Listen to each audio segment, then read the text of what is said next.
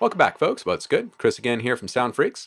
And today we're going to be taking a look at a patch called Cinematique. You can find that in the SFX Volume 1 collection over on the SoundFreqs website. You can also grab that at loopmasters.com.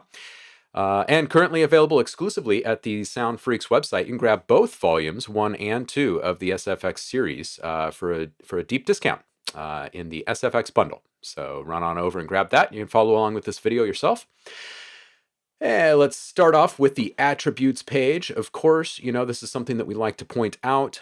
Native Instruments makes available this little box for us to communicate with you as a user, us as the programmer or sound designer, and we can impart a little bit of knowledge about perhaps how to use this patch or how to get more out of it or what the heck it is. In this one, you can actually see that it says we're intentionally using the Eco CPU setting to impart some analog artifacts in the sound. And you can find greater clarity and quality by switching to Ultra. Now, first, I just wanted to show you that there is a shortcut here up in the menu bar of Massive itself. You just click this small disclosure triangle and you're going to see that you can set either for this preset or a global setting your CPU standard. Okay, now that is actually a shortcut to the global tab, which you can see here. And it also includes here, which you will not find up here in the shortcut, you'll find this little box that says use preset setting. Now, if you would like this to, or any other patch, to open up in a setting that you have set rather than what the sound designer has set, you're going to have to untick that box and then change your setting and then save your patch. Okay, otherwise it's just going to open up with that default setting again. Okay, so that's the first thing we want to show you. The second thing we want to show you is well, I guess we can look at the rest of what's typed out here in the attributes page, and that is just that you'll find playing this patch at different octaves provides different results, and have fun. So I'll play this at a couple of different octaves for you.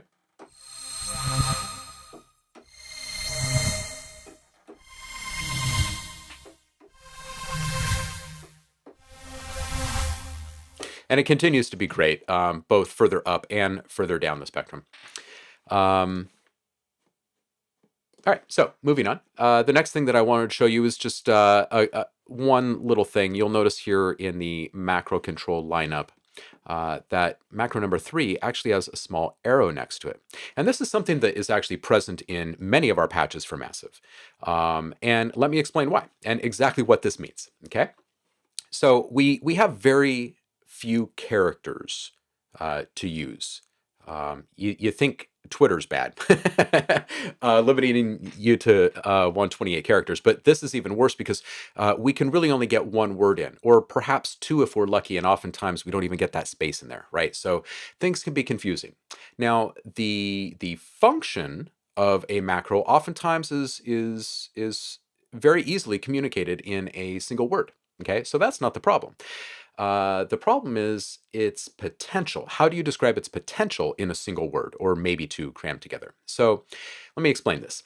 This speed is not referring to the delivery of the sound itself. Let me just play this back for you. Okay, and I'll turn up the speed knob. Okay, so absolutely nothing changed in the sound. So what the heck does it mean, right? Okay, this is actually referring to its relationship to the phaser effect. So let me introduce that phaser effect for you.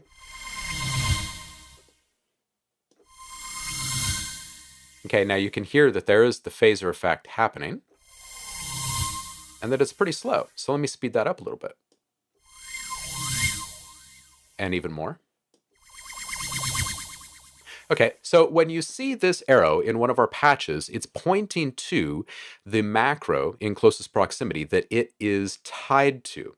And in some cases, and not many, but in some cases, there's actually an escalating relationship between macros. You may see an arrow on either side pointing to show that it actually affects macros to the right and the left.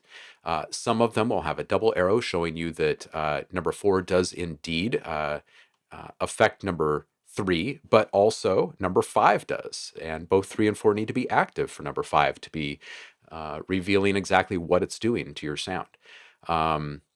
So just wanted to clear that up, show you exactly what this little arrow means. So when you encounter it in many of our other patches, you know exactly what it means right from the get. And while we're here, we might as well just play with the sound a little bit. You may have noticed, if you are following along with your own patch, that I've dialed all of these macros down. So this is a pretty raw state of this sound.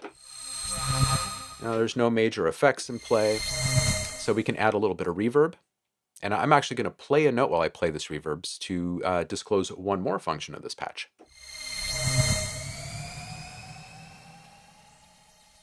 Okay, you hear that? That nice little shift in pitch. That's actually because macro number 4 is also tied to the reverb size, not just the dry wet amount. Okay, it's also tethered to the density and color, but it's the size that's creating that pitch bend effect.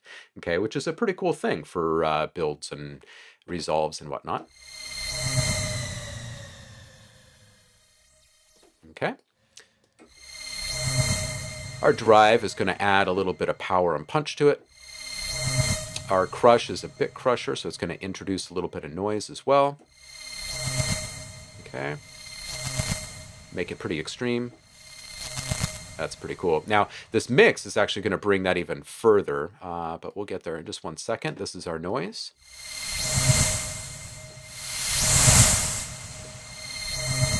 Okay, it's very, very little at the default levels.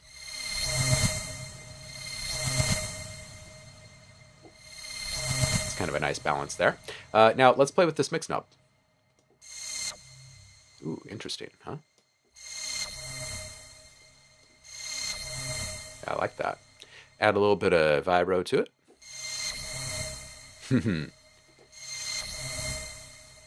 Now, when it says vibro, oftentimes it's not just vibrato. There's actually something else happening there. Other times it will actually say vibrato, and it is a true vibrato. So hope that helps to clear up some of the mystery with some of the SoundFreqs patches. Again, these things do persist from one patch to the next. They are recurring themes in our sounds, and it's all in an effort to make these as nearly infinitely flexible as possible for you. Again, you can find this patch Cinematique in the SFX Volume 1 pack. You can grab that over at soundfreqs.com, sound-freqs.com rather. You can grab that at Loopmasters. And once again, we have just unveiled the SFX bundle. So if you want to grab both sets in this collection for a deeply discounted rate, I'd head on over there today and grab that. Hope you're all doing well out there, folks. Go make some great music. We'll chat again soon. Cheers.